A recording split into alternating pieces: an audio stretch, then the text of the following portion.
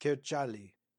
Kirdjali was by birth a Bulgarian. Kirdjali, in the Turkish language, signifies a knight-errant, a bold fellow. His real name I do not know.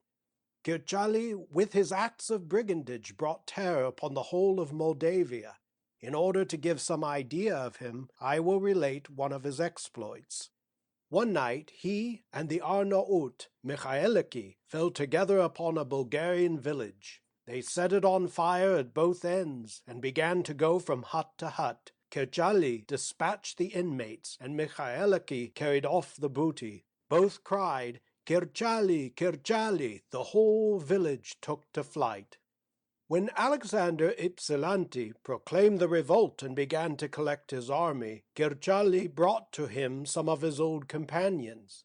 Footnote: Alexander Ypsilanti, the chief of the Hetaists, Philike Hetera, whose object was the liberation of Greece from the Turkish yoke. End of footnote. The real object of the revolt was but ill understood by them, but war presented an opportunity for getting rich at the expense of the Turks, and perhaps of the Moldavians, and that was object enough in their eyes. Alexander Ypsilanti was personally brave, but he did not possess the qualities necessary for the role which he had assumed with such ardor and such a want of caution. He did not know how to manage the people over whom he was obliged to exercise control. They had neither respect for him nor confidence in him. After the unfortunate battle in which perished the flower of Greek youth, Iordike Olympiati persuaded him to retire, and he himself took his place. Ypsilanti escaped to the borders of Austria, and thence sent his curses to the people whom he termed traitors, cowards, and scoundrels. These cowards and scoundrels for the most part perished within the walls of the monastery of Seko, or on the banks of the Proth, desperately defending themselves against an enemy 10 times their number. Kirdjali found himself in the detachment of George Cantacuzene, of whom might be repeated the same that has been said of Ypsilanti.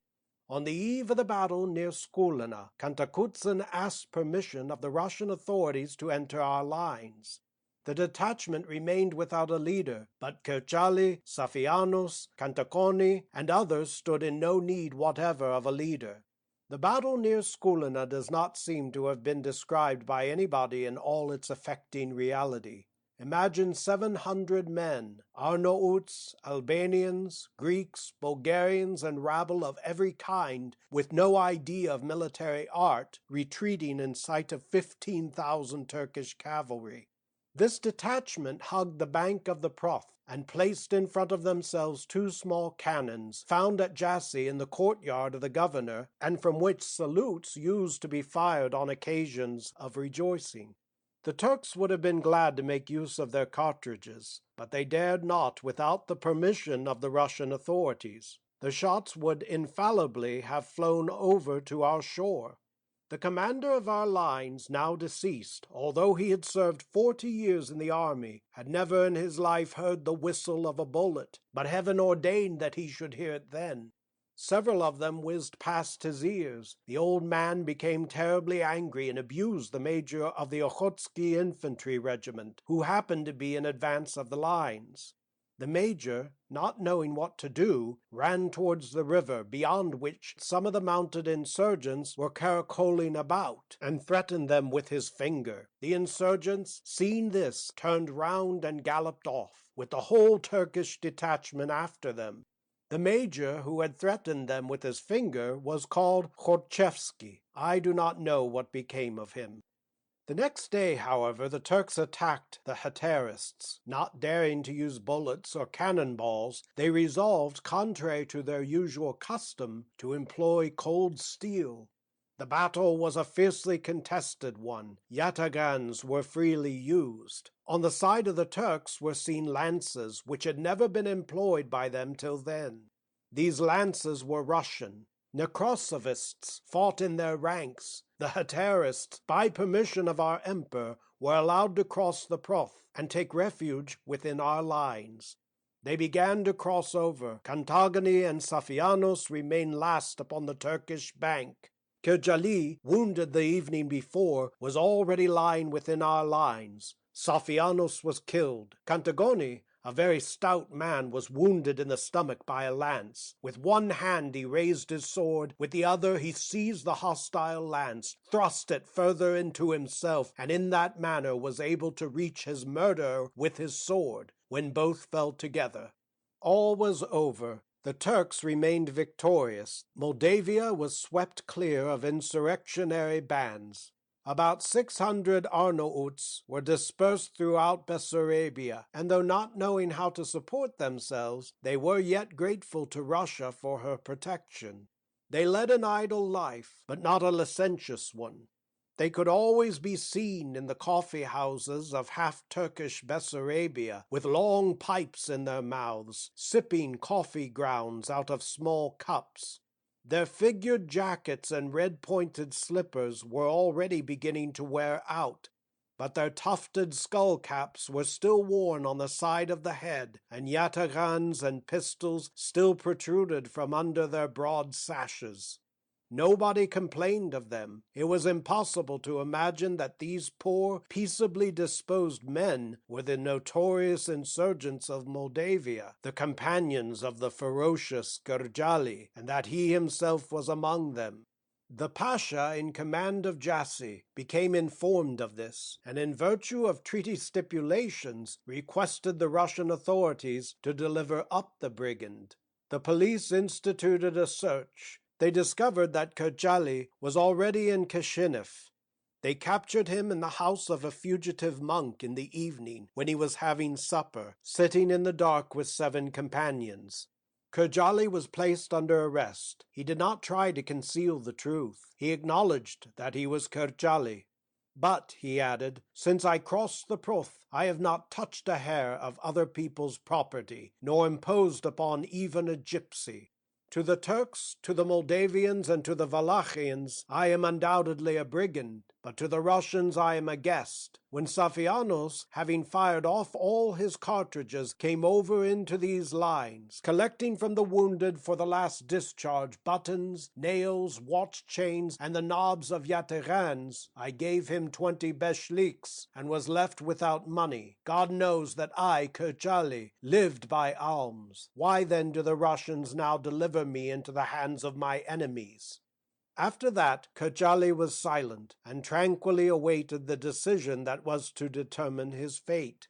He did not wait long. The authorities, not being bound to look upon brigands from their romantic side, and being convinced of the justice of the demand, ordered Kirdjali to be sent to Jassy. A man of heart and intellect, at that time a young and unknown official, but now occupying an important post, vividly described to me his departure. At the gate of the prison stood a karutza. Perhaps you do not know what a karutza is. It is a low wicker vehicle to which, not very long since, used generally to be yoked 6 or 8 sorry jades. A Moldavian with a mustache and a sheepskin cap, sitting astride one of them, incessantly shouted and cracked his whip, and his wretched animals ran on at a fairly sharp trot. If one of them began to slacken its pace, he unharnessed it with terrible oaths and left it upon the road, little caring what might be its fate. On the return journey he was sure to find it in the same place, quietly grazing upon the green steppe. It not unfrequently happened that a traveler, starting from one station with 8 horses, arrived at the next with a pair only. It used to be so about 15 years ago. Nowadays, in Russianized Bessarabia, they have adopted Russian harness and Russian telegas. Such a karutza stood at the gate of the prison in the year 1821, towards the end of the month of September. Jewesses in loose sleeves and slippers down at heel, Arnauts in their ragged and picturesque attire, well-proportioned Moldavian women with black-eyed children in their arms surrounded the karutza. The men preserved silence. The women were eagerly expecting something. The gate opened and several police officers stepped out into the street. Behind them came 2 soldiers leading the fettered Kirdjali. He seemed about 30 years of age. The features of his swarthy face were regular and harsh. He was tall, broad-shouldered, and seemed endowed with unusual physical strength. A variegated turban covered the side of his head, and a broad sash encircled his slender waist. A dolman of thick dark blue cloth, the broad folds of his shirt falling below the knee, and handsome slippers composed the remainder of his costume. His look was proud and calm. One of the officials, a red-faced old man in a threadbare uniform, 3 buttons of which were dangling down, with a pair of pewter spectacles pinching the purple knob that served him for a nose, unrolled a paper and, in a snuffling tone, began to read in the Moldavian tongue. From time to time he glanced haughtily at the fettered Kirdjali, to whom apparently the paper referred.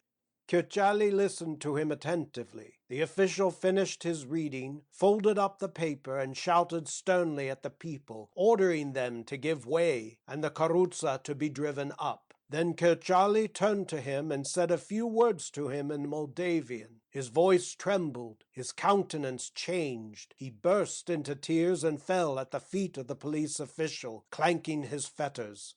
The police official, terrified, started back. The soldiers were about to raise Kirdjali, but he rose up himself, gathered up his chains, stepped into the karutza, and cried, "Drive on!" A gendarme took a seat beside him. The Moldavian cracked his whip, and the karutza rolled away. "What did Kirdjali say to you?" asked the young official of the police officer. "He asked me," replied the police officer, smiling, "to look after his wife and child, who lived not far from Kilia, in a Bulgarian village. He is afraid that they may suffer through him. The mob is so stupid."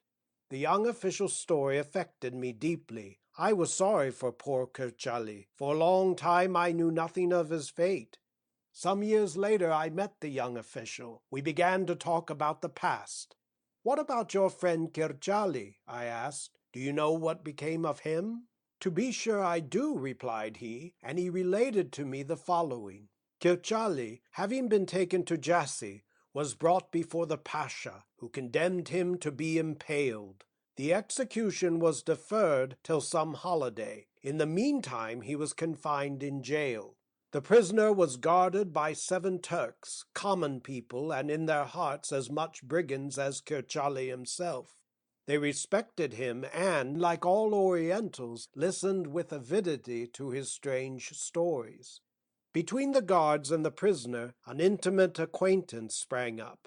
One day, Kirdjali said to them, "Brothers, my hour is near. Nobody can escape his fate. I shall soon take leave of you. I should like to leave you something in remembrance of me."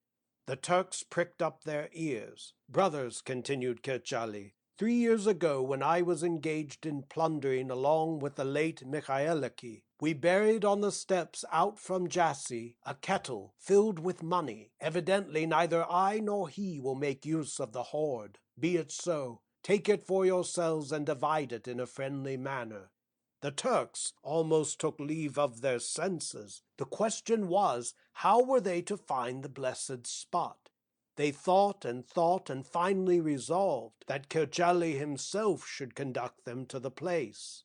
Night came on. The Turks removed the irons from the feet of the prisoner, tied his hands with a rope, and leaving the town, set out with him for the steppe.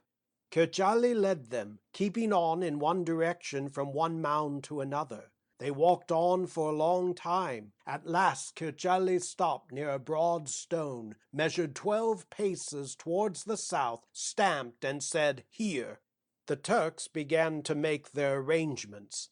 4 of them took out their yatarans and commenced digging the earth. 3 remained on guard. Kirdjali sat down upon the stone and watched them at their work. "Well, how much longer are you going to be?" he asked. "Haven't you come to it?" "Not yet," replied the Turks, and they worked away with such ardor that the perspiration rolled from them like hail.